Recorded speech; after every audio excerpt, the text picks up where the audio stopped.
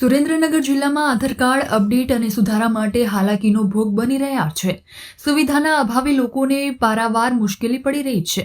શહેરી તથા ગ્રામ વિસ્તારોમાંથી આવતા અરજદારોની વહેલી સવારથી જ લાંબી કતારો જોવા મળી રહી છે.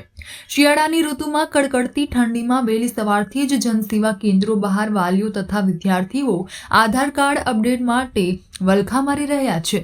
ત્યારે વહેલી સવારે 5 કલાકે આમ આદમી પાર્ટીની ટીમ દ્વારા આધાર કાર્ડ અપડેટ સેન્ટર પોસ્ટ ઓફિસની મુલાકાત લીધી હતી.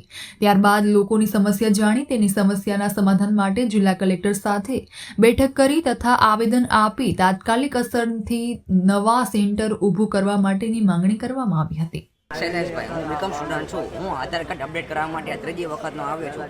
પહેલી વખત આવ્યો હતો ત્યારે મને કીધું નહોતું કે કયા ડોક્યુમેન્ટ જોઈશે. ડોક્યુમેન્ટ બધા જ હતા, ઝેરોક્સ હતી. ધક્કો કરાયો. સવારના 4 વાગે લાઈનમાં ઊભા રહે, ત્યારે 11-12 વાગે વારો આવે ને જો એમનો જમવાનો ટાઈમ થઈ જાય તો વારો કેન્સલ કરી બપોર પછી 4 વાગે ખુલે. ત્યાં લગી આપણે ભૂખ્યા લાઈનમાં બેસવું રહેવાનું. આપણે જમવાની કંઈ એમને ચિંતા નથી. હવે એમનો ટાઈમ પતવા આવે કે 5 વાગે સેન્ટર બંધ થવાનું હોય, લાંબી લાઈન છે, કોઈ પણ કારણસર પાછા કાઢે છે. આ ભૂલ છે, ઓલી ભૂલે, આ ડોક્યુમેન્ટ એટલે આ ડોક્યુમેન્ટ નથી એમ કરીને પાછા કાઢે. પછી આપણે બીજે દિવસે આવવાનું, ત્યારે લાઈનમાં ઊભું રહેવાનું. ત્યારે આપણી ડોક્યુમેન્ટ લઈને આ ડોક્યુમેન્ટમાં ફોલ, આ ડોક્યુમેન્ટ અપડેટ કરાવો, આમાં આ નથી, આમાં આ નથી, એ કહીને પાછા કાઢે છે. પછી ત્રીજી વાર આવવાનું, ત્યારે આપણે આ મારો પોતાનો ત્રીજો ધક્કો છે. હું 4 વાગે હું સુરેન્દ્રનગરનો જ રહેવાસું, 80 ફૂટ રોડનો. આ બધા તો બહારગામના છે. હું તો અહીંયા કંટાળી ગયો. બીજા એક એવા કેન્દ્ર નથી કે જ્યાં આપણું અપડેટ થાય. એક કેન્દ્ર આપ્યું છે, અહીંયા જાવ તો આડે ધડ જવાબ આપે, મન ફાવે જાવ. આપણે પૈસા ભરીને કાંઈ મફત કરાવતો નથી. આ ત્રીજી વખતના પૈસા ભરવાના. હવે સરકારને એમ છે કે કામ કરી દો, પૈસા પાછા આપી દો. શું નામ તારું? યસ. યશ. ગામ કયું? રાણપુર. શેના માટે બેટા આવ્યો? આધાર કાર્ડ અપડેટ કરવા. અપડેટ કરાવવા માટે. કેમ અપડેટ કરાવવું પડ્યું? કેવાયસી કરવાનું. કેવાયસી કરવા માટે. ક્યાંથી માંગ્યું તારી પાસે? નિશાળે. નિશાળે. આ નો થાય તો? અપડેટ નો થાય તો શું થાય? શું કીધું છે કે અપડેટ ફરજિયાત અપડેટ કરાવવાનું કરાયો એમ કીધું. સ્કોલરશિપ જમા નહીં થાય. કેટલામાં ભણે છે બેટા? હા. 7મામાં ભણે. કેટલા વાગ્યાથી લાઈનમાં છું? 5. 5 વાગ્યાથી લાઈનમાં. પહેલી વખત આવ્યો કે બીજી વખત? પહેલી વખત. સુરેન્દ્રનગરનું સેન્ટર સુરેન્દ્રનગર શહેર છે અને અહીંયા મોટી લાઈનો છે. વહેલા 4 વાગ્યાથી 3:30 વાગ્યાથી બહેનો, નાના બાળકો અને વડીલો, યુવાન મિત્રો ઊભા છે. હવે વાત આપણે કરીએ કે શેના માટે આ લાઈનમાં ઊભા છે. આધાર અપડેટ માટે અને તારીખ સુધારા અથવા સ્પેલિંગ મિસ્ટેકના કારણે જે પરિસ્થિતિનું નિર્માણ થયું છે એના કારણે બિચારાઓ લાઈનમાં ઊભા છે. આપણે સરકારી તંત્રને કહેવા માંગીએ છીએ કે આવી રીતે જો તમારે લાઈનોમાં જ ઊભા રાખવા હોય, માણસનો કિંમતી સમય બગાડવો હોય, આવી કઠિન પરિસ્થિતિમાં શિયાળામાં કડકડતી ઠંડીમાં બધા લાઈનમાં ઊભા છે. નાના અમુક તો 5-5 વર્ષના છોકરાઓ પણ ઊભા છે. એવી વ્યવસ્થા ન થઈ શકે. જ્યારે આધાર કાર્ડ આપવામાં આવ્યા ત્યારે સ્કૂલોમાં જઈને પેઇડ વર્કરો દ્વારા આપણે વ્યવસ્થાઓ કરવામાં આવી હતી. તો અમારી માગણી એવી પણ છે કે આવા પેઇડ વર્કરો દ્વારા પણ સ્કૂલમાં જઈને ખરાઈ કરીને સર્ટિફિકેટની, જન્મ તારીખની કે એમના સ્પેલિંગ મિસ્ટેકની હોય તો ખરાઈ કરીને અથવા એકાદ એફિડેવિટ દ્વારા પણ કરાવીને આ વ્યવસ્થા કરવામાં આવે તો લોકો આ લાઈનમાં ઊભા રહેવા માટે ગભરાઈ નથી ગમે. ઘણી બધી પરિસ્થિતિ એવી છે, ઘણી બધી એવી સમસ્યાઓ છે જ્યાં લાઈનો લગાડવાની જરૂર છે. દારૂબંધી છે, તેની અંદર તમારે લાઈનો લગાડવી જોઈએ છે. બુટલેગરો છે એમને જેલમાં નાખીને લાઈનો લગાડવી જોઈએ કે એ લોકોને છોડાવવા માટે. ઘણી બધી એવી વ્યવસ્થાઓ છે જે રાશન કાર્ડની અંદર એવા માણસો છે જેને મળવું જોઈએ, મળવા પાત્ર રાશન છે એ નથી મળતું, એવા લોકોને મળવું જોઈએ. ઘણા એવા માણસો છે કરોડપતિ છે જેના કાર્ડો છે એ BPL કાર્ડ છે, અંત્યોદય કાર્ડ છે. તો એવી જગ્યાએ લાઈનો લાગવી જોઈએ કે જ્યાં આવા માણસો છે એને દંડ કરવામાં આવે અથવા એના આધાર કાર્ડ બંધ કરવા માટે લાઈનો લાગવી જોઈએ. ઘણી બધી વ્યવસ્થાઓ છે જ્યાં સરકારે ધ્યાન દેવું જોઈએ, લાઈનો લાગવી જોઈએ.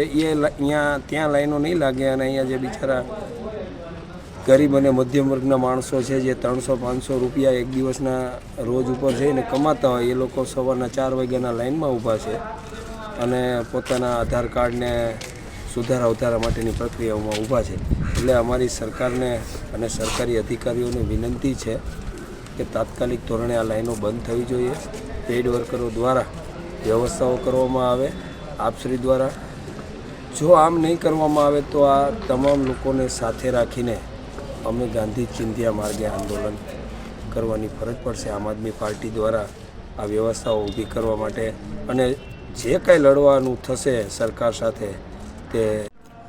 આ ડિજિટલ ગુજરાતમાં સુરેન્દ્રનગર જિલ્લાના પોસ્ટ ઓફિસ ખાતે અત્યારે હું રમેશભાઈ મેર, આમ આદમી પાર્ટી જિલ્લા પ્રમુખ, અને મારી સાથે અમારા આમ આદમી પાર્ટીના સંગઠન મહામંત્રી દીપકભાઈ ચીલા સવારે 5 વાગે જ્યારે અહીંની મુલાકાત લેવા આવ્યા ત્યારથી અમે અહીંયા જ્યારે લોકો પાસે જાણ્યું કે તમે અહીંયા શેના માટે લાઇનમાં ઊભા છે, ત્યારે લોકોએ એવું કીધું કે ભાઈ અમે આધાર અપડેટ માટે ઊભા છીએ.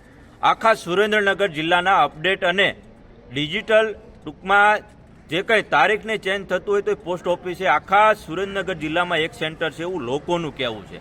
હવે લોકો ઘણા સમયથી વહેલા 2 વાગ્યાથી અહીંયા લાઇનમાં ઊભા છે. 2 વાગ્યાથી લાઇનમાં ઊભા રહ્યા બાદ પણ કોઈને 4 દિવસે વારો આવે છે, કોઈને 5 દિવસે વારો આવે છે.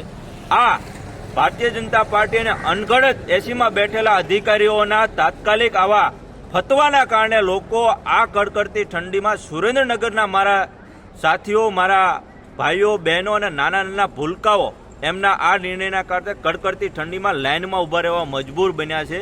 ત્યારે અમારી ટીમ જ્યારે અહીંયા મુલાકાત લેવા આવી ત્યારે આપણે લોકો પાસે જ જાણીએ કે લોકો શું કરવા માંગે છે. અમે અહીંથી કહેવા માંગીએ છીએ પ્રશાસનને કે જો તમારે કાયદેસર આવા રીતે નિર્ણય લેવા હોય તો કેમ તમે દરેક સ્કૂલમાં તમે તમારું જે કીટ પહેલાં હતી એવી રીતે વ્યવસ્થા નથી કરતા? કેમ તમે લોકોને લાઇનમાં રાખવા માટે મજબૂર બનાવ્યા છે? તમે ટૂંક સમયમાં જો દરેક સેન્ટર ઉપર તમે આધાર કાર્ડ અપડેટ માટેની વ્યવસ્થા નહીં કરો તો અમે આગામી સમયમાં અમે પોતે ધરણા પ્રદર્શન કરી અને તાત્કાલિક અસરથી આ લોકો જે લાઇનમાં ઊભા છે, આ લોકોને તકલીફ પડી રહી છે, એનું નિરાકરણ લેવા માટે અમે દરેક પગલા ઉપર ગાંધી ચિંધ્યા માર્ગે આગળ વધશું. રાજપટ, શેના માટે તમે આવ્યા? બાબાને કહેવાય શું તકલીફ પડે છે? એ નિસારે દેવાનું છે ને એટલે નિશાળે દેવાનું. કેટલા વાગે આવ્યા તમે? અમે 5 વાગ્યા પહોંચી ગયા. 5 વાગે આવ્યા. કેટલી વખત આવ્યા? આ બીજી વખત આવ્યા. બીજી વખત આવ્યા. ત્યાં અહીંયા પહેલી વખત આવ્યા ત્યારે શું થયું? કઈ નહીં, ગળદી હતી પાછા વહી ગયા. ગળદી હતી પાછા આવી ગયા. લાઈનમાં ઊભા રહીને થાકીને પાછા આવી ગયા. હા, ઓકે. હવે આ ન થાય તો આ અપડેટ ન થાય આધાર કાર્ડ તો તમને શું કીધું છે કે ભાઈ આ નહીં થાય તો કઈ તકલીફ પડશે? ઈ નિસારે એમ કીધું કે આને કેવાયસી કરાવવાનું છે, હા. પોલિસી પાટ. સ્કોલરશીપ આ ન થાય તો ના, નહીં મળે એવું નથી કીધું. પોલિસી કરાવવાની, આ અપડેટ કરાય.